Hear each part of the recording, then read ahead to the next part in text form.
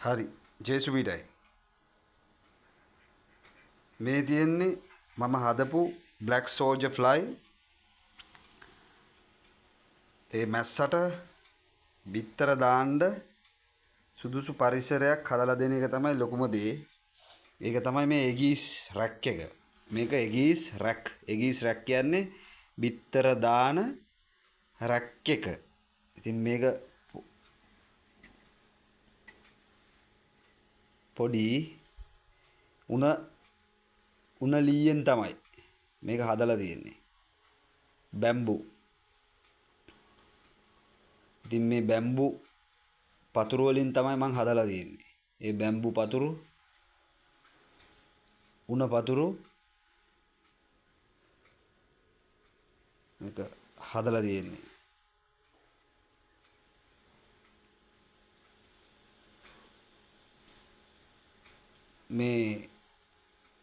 මෙන්න මේ දාරවල් වලට තමයි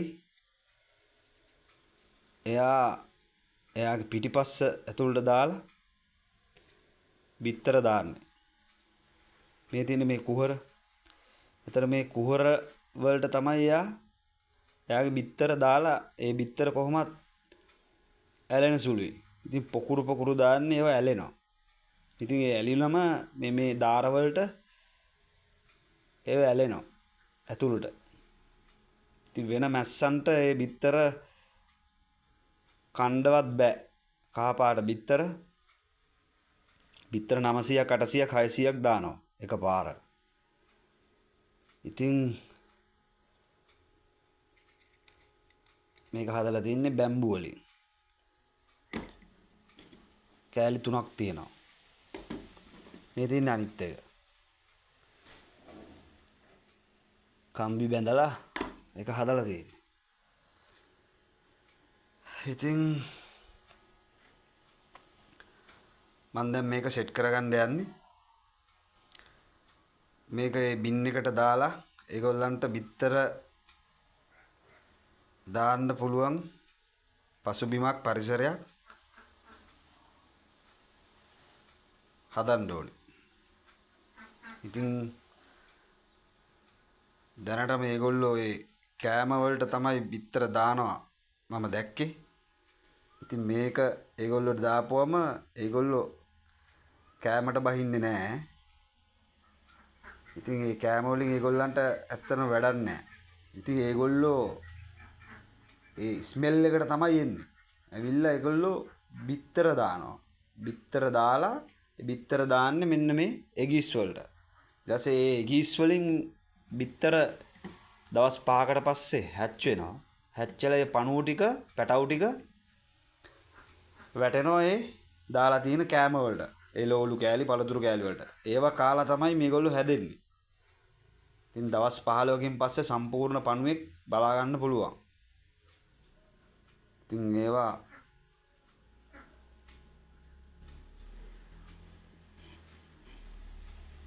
හොඳ ඕගනික්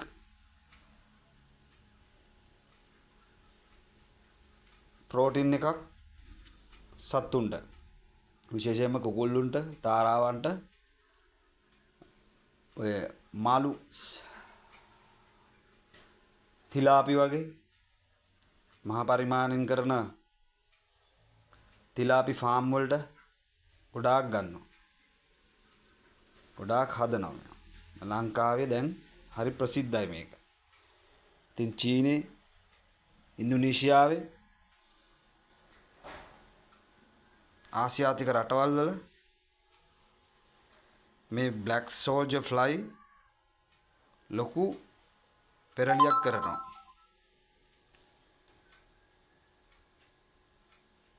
ඉතින් කුකුල් කෑම සත්තුන්ට ගොඩාක් දෙන්න ඕනේ නැහැ.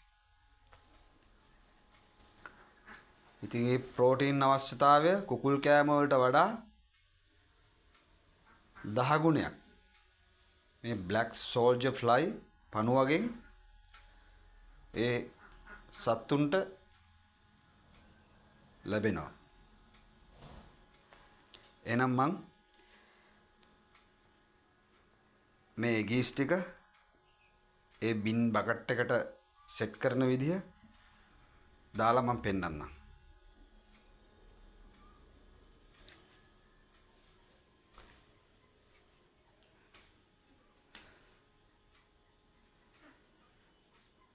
ඒ බින් බකට් එකට මේ ගිස් ටික මේ ගිස් රැක් ටික සෙට් කරලා බලමු.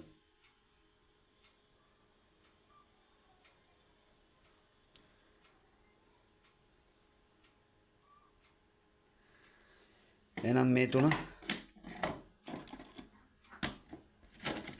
අරගෙන ඒක සෙට් කරලා බලමු.